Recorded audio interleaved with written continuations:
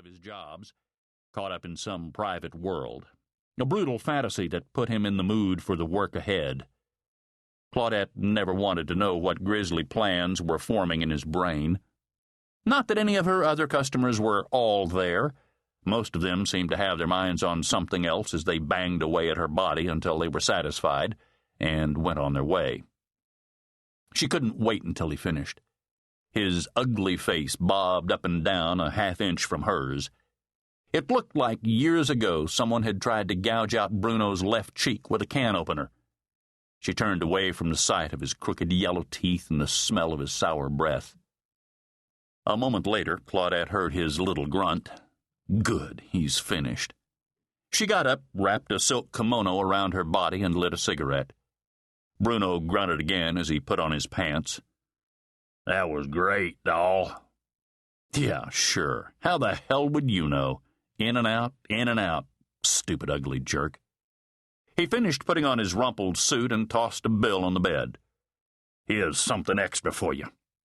Claudette scooped it up. A crisp 20. She smiled at him as he lumbered out her bedroom door. He may be an ugly jerk of a killer, but he was a generous one. And a buck is a buck, and she didn't have to split this one with Sophie. It would all go into her escape fund. The gifts she got from soldiers and sailors on leave were nice, but silk robes and stockings weren't going to get her out of Newport, Kentucky. God, he stinks. Claudette grabbed her atomizer and spritzed the air with Evening in Paris, one of the gifts. She stepped across her tiny room and threw open the window. The acrid stench pumped out by the steel mills greeted her. She wrinkled her nose in disgust. Wasn't much better out there.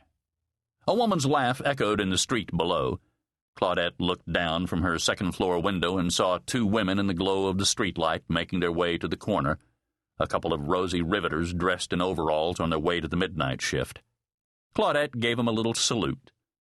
Well, every gal's got to do her bit for God and country, but she sure wasn't going to sweat on the factory line like them. She was doing her sweating for her country in between the sheets, entertaining the troops. Claudette laughed at her own thought.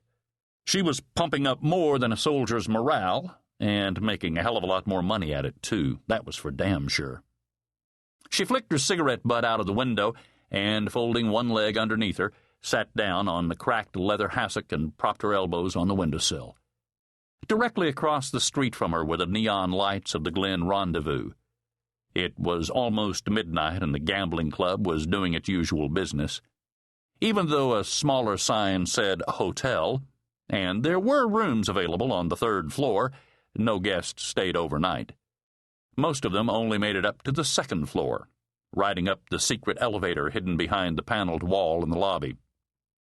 Claudette watched a couple of men in business suits shuffle out of the club, with the usual stooped posture that marked them.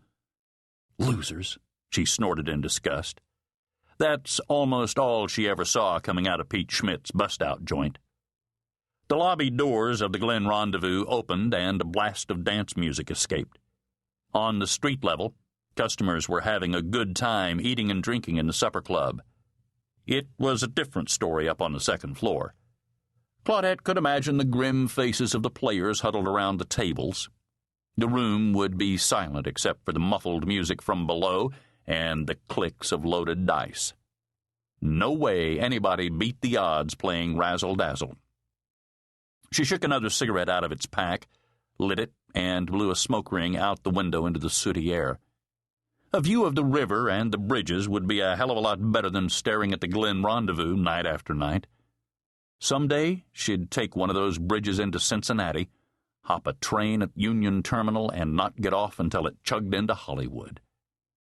Didn't seem like such a long shot, her getting into pictures. All she needed was the money to get there. And once they saw her big green eyes and pale, perfect complexion...